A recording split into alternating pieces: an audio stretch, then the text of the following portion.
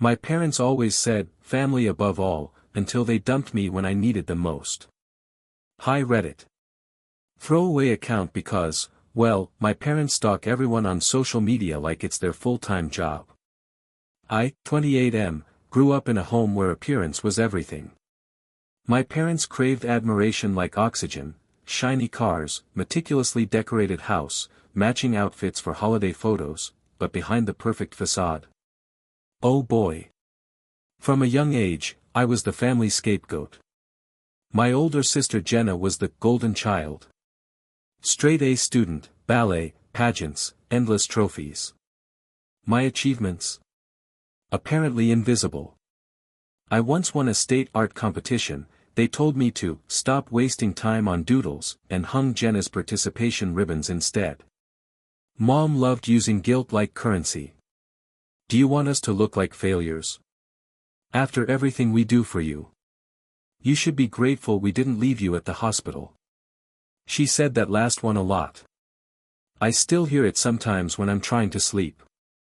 Dad's specialty was threats. Losing privileges, getting kicked out, silent treatment. I learned early that my opinions were dangerous. Any disagreement meant war. The only safe strategy, be useful and disappear. The breaking point, college. I got a partial scholarship to study architecture. My parents promised they'd cover the rest. They even threw a dinner party to brag about their future genius. Then tuition payment day came. Mom, actually we need that money to renovate the kitchen, it'll increase the home value. You understand.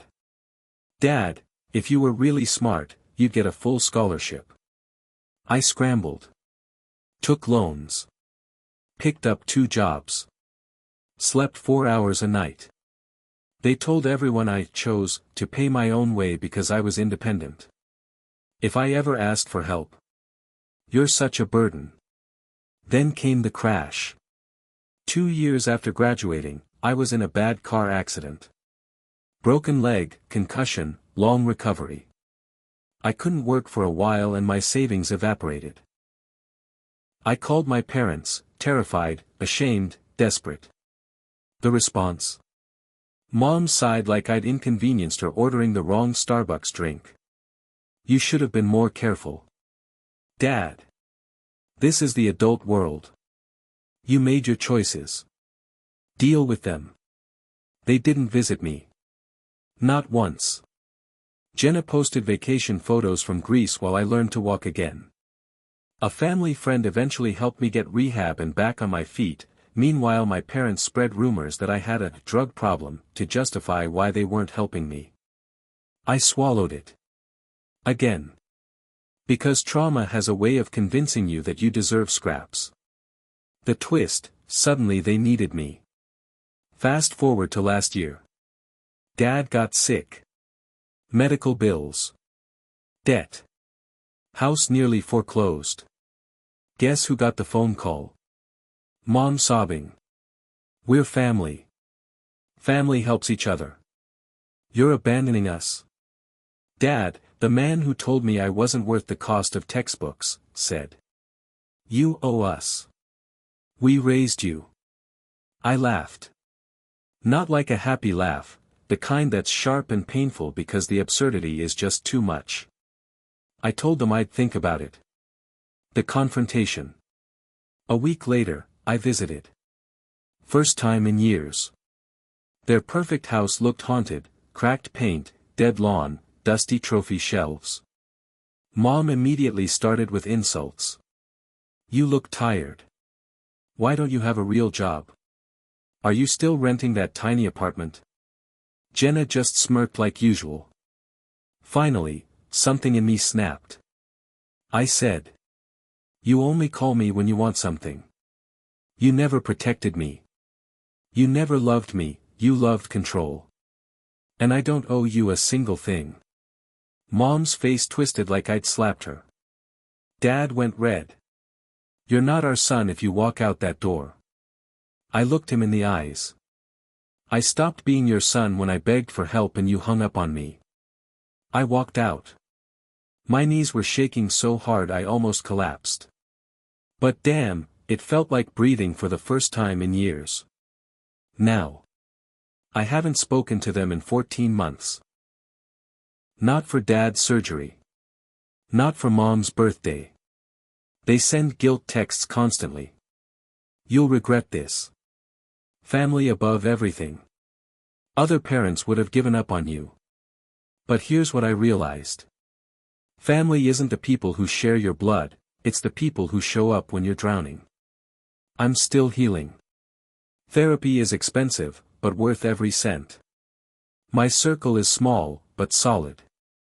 I finally feel like I get to exist without proving I'm worthy. Some nights, the old fear creeps in. That I'm a bad son. That I'm selfish. Then I remember the hospital bed. The silence. And I remind myself. I chose myself. And that's not selfish, it's survival. They tried to ruin my life. But ended up exposing themselves instead. So after I walked out of their house, I thought that was the end. Clean break. Roll credits, emotional growth, soft piano music. Yeah. No. Toxic people don't fade quietly. They reload. At first, it was the guilt texts.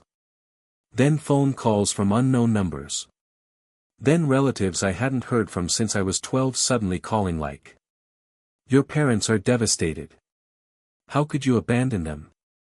When I tried explaining, they'd interrupt. Well, that's not how your mother tells it. Of course not. My parents were spinning a whole Shakespeare-level tragedy about the ungrateful son who left them to die. The family meeting ambush. My aunt invited me to lunch to catch up. I thought maybe I could have one calm conversation with someone who might understand. I walked into the restaurant, and boom, there's my entire extended family sitting like a jury. Mom immediately starts fake crying, clutching tissues like a soap actress. We supported him through college and he left us when we needed him. Supported? The audacity almost gave me a stroke. Dad leaned in across the table. You have a stable career now. We deserve repayment. Repayment. Like I'm alone with bad customer service. I calmly said, you used your money on a new kitchen and vacations, not me. I don't owe you anything. Gasps. Whispering. Aunt clutching pearls.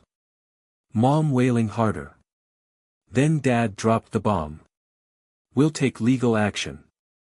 You should have been helping financially years ago. Child support works both ways. I literally laughed. They started a smear campaign. They told everyone, neighbors, church, Jenna's friends, that I was a lazy addict who refused treatment. They even tried contacting my boss.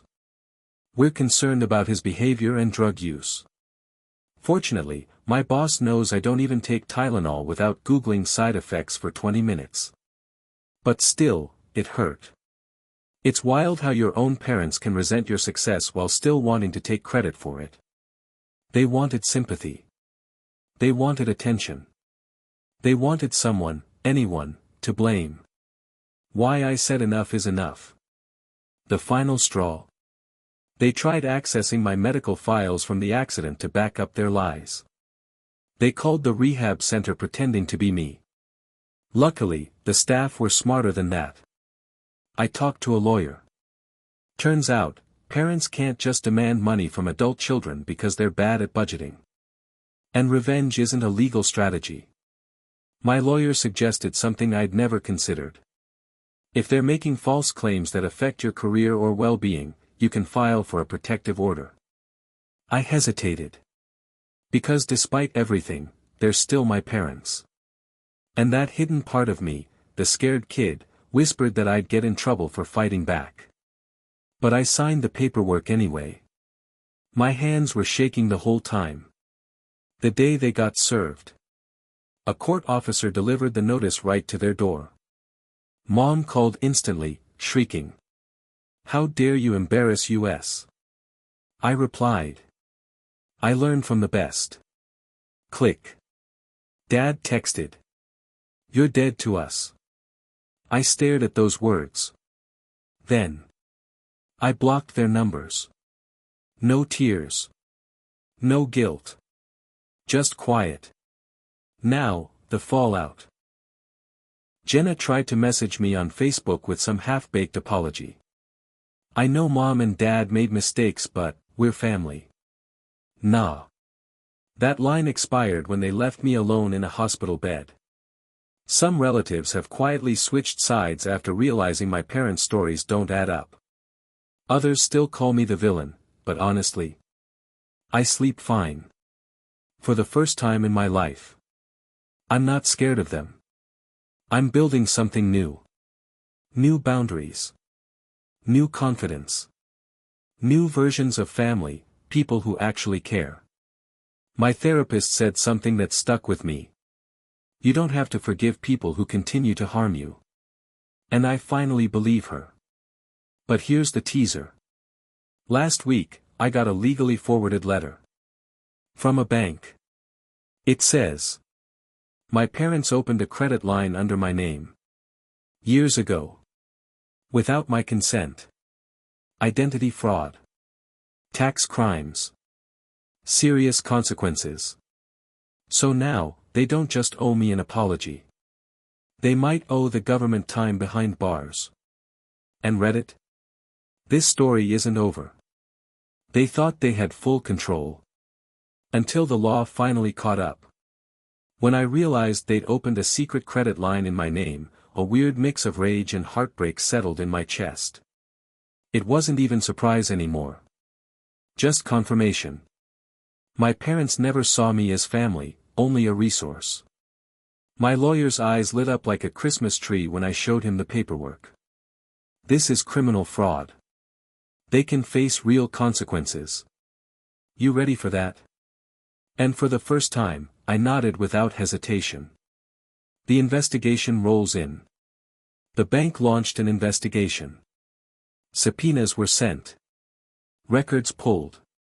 Phone calls made. Turns out, the account had been open for 6 years. They used it for mortgage refinancing. Luxury appliances. Jenna's Paris trip, the one with 300 Insta photos. A boat, I don't even like water. The debt? $84,000. My jaw fully detached from my face at that point. The bank notified the authorities. And suddenly, Queen of the Facade and King of Control were in deep legal trouble. The meltdown. Mom called me from a blocked number, sobbing hysterically. We did it to support you. Why are you attacking us? We're your parents. We gave you life. Translation, we stole from you because we thought you'd never find out. Dad took his usual approach. Withdraw the complaint or we will destroy you in court. Buddy, the government is the one investigating now. Take several seats. I calmly said. I didn't destroy anything. You did. Click. The court hearing. Seeing them in court, yikes. They looked small. No cameras. No pretending. No audience to adore them. The bank's lawyer presented undeniable evidence. Signatures forged. Documents traced to their IP address. Purchases tied to their accounts. My lawyer barely had to speak. Mom broke first, crying so loud the judge told her to compose herself. Dad glared at me like I'd betrayed some sacred code. But here's the thing. That code only ever applied to me. They never protected me. Never stood up for me. Yet expected loyalty like tribute to royalty. The outcome. They didn't go to jail, first offense leniency, plus their ages. But the punishment? Forced to pay back every cent of the debt. Heavy fines. Mandatory fraud education program. 5-year probation. Permanent restraining order granted in my favor. No ability to open any credit lines or loans without court approval. Their financial kingdom crumbled. The house foreclosed. the boat? Seized. Jenna posted an Instagram story crying about how unfair life is while holding a $7 latte. Shame. The aftermath. Some relatives called me a monster. Others finally said, "We're proud of you." It barely mattered. Because that courtroom wasn't just justice. It was closure. I walked out feeling taller. Like I'd finally stepped out of the role they forced me into, the scapegoat, the disappointment, the backup plan. Now, I'm just me. I started volunteering at a youth center, helping kids who feel like I did growing up. Invisible. Voiceless. Alone. Turns out, healing sometimes looks like becoming who you needed when you were younger. Last chapter? Or just the beginning? A few days ago, I got a letter, a real one, handwritten. From Dad. I didn't open it yet. It sits on my kitchen table. Maybe it's rage. Maybe it's denial. Maybe, for the first time, it's accountability. But here's what I know. Their story doesn't control mine anymore. Their silence doesn't define me. Their approval isn't required for my happiness.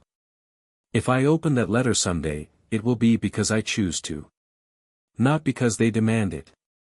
Not because I feel scared. Because I'm finally free to decide what comes next. That letter sat untouched on my kitchen table for almost 2 weeks. Every day, I'd walk past it and feel my chest tighten, old instincts whispering. If you ignore them, you're a bad son. They'll make you pay for this. You should fix this before it gets worse. Trauma has a way of sounding like responsibility. But something was different this time. I wasn't scared of them anymore. So one rainy evening, I sat down with a cup of tea and opened the envelope with shaking hands. The letter. Dad's writing was surprisingly neat, like he'd tried too hard. We never claimed to be perfect, but everything we did was out of necessity. You were always difficult, sensitive, weak. We thought pushing you harder would make you stronger. You should thank us. Now that we are suffering, we expect you to take responsibility as a real man should. Your mother is not doing well emotionally. Seeing you take us to court crushed her spirit. If anything happens to her, the guilt will be yours. Family forgives. Family sacrifices. So come home. Come. Home. Not sorry. Not we were wrong. Just more demands. It was like watching them try to rebuild the same cage and begging me to climb back inside. I put the letter down. My hands weren't shaking anymore. I wasn't that child who needed their love. I was an adult who recognized manipulation when I saw it. A message from Jenna. Not even 24 hours later, Jenna called from a new number. You're selfish. Mom cries all day. Dad said you don't even care if they die. I answered calmly. Jenna, did you ever think about the times they left me to suffer alone? Silence. Then. That was different. Of course it was. She tried switching tactics. They have nothing left. They lost the house. They're living in a rental like 2 towns away. You won. Happy now? I didn't win. This was never a game. I just protected myself, I said. Something they never did for me. She hung up. The surprise visit. A week later, knock, knock. I peeked through the peephole. Mom. Holding grocery bags, as if she just stopped by like a normal parent. I didn't open the door. She cried through the wood. Please, sweetheart. We can start over. We're family. Her voice was theatrical, loud enough for neighbors to hear. She wanted an audience. Finally she whispered, smaller. We're scared. We don't know what to do. Please help us. That one pierced me. A tiny part of me wanted to open the door, the part that still craved her love. But I stayed still. Go home, Mom, I said gently, through the door. I'm not your solution anymore. She left quietly. That might have been the first honest moment between us in years. A new beginning. Around the same time, I started spending more time at the youth center where I volunteered. One teen, Nate, stuck to me like my shadow. He reminded me of myself, jumpy when someone raised their voice, always apologizing for existing. One night he told me something I'll never forget. You make me feel like I'm not broken. I had to turn away because I almost cried right there in front of the ping pong table. That's when I realized. Healing isn't just escaping pain, it's creating something better in its place. I enrolled in a program to become a mentor full-time. It pays less than my old job, but the joy. It's incomparable. That scared little kid inside me finally feels useful. Not to earn love, but to give it. Closure, on my terms. I wrote a response to Dad's letter. Short. Clear. I don't hate you. I'm not seeking revenge. I'm choosing peace, something I never had with you. I hope you both find help and healing. But I cannot be your caretaker or scapegoat anymore. I won't reopen a door that only ever led to pain. Goodbye. I didn't sign love. Because that word deserves honesty. I mailed it and felt something loosen. Like I laid down a burden I carried since childhood. Final thoughts. My parents still exist somewhere in their swirling storm of denial. Maybe one day therapy will break through. Maybe not. But their story no longer defines mine. I'm building a life filled with Sparkle's people who choose me. Sparkle's boundaries that protect me. Sparkle's love that doesn't demand suffering. Family isn't who raises you, it's who shows up for you. And for the first time in my life, I'm showing up for me. Final. It's been 5 years since I mailed that last letter. My parents never contacted me again. Maybe they finally realized manipulation wouldn't work anymore. Maybe they're still angry. Maybe both. Jenna eventually sent one message. I get it now. I'm sorry. I wished her well. That's all I had left to give. Now, I have my own little circle of people who actually care, a partner who laughs with me, friends who show up, kids at the youth center who remind me why none of that pain was in vain. Sometimes I still think about the house I grew up in, the trophies, the staged smiles, the cold air under perfect surfaces. And then I look around at the messy, warm, real life I've built, and I know. I didn't escape a family. I found one. And I finally feel like I belong, not because I earned it. But because I deserve it. Red Heart.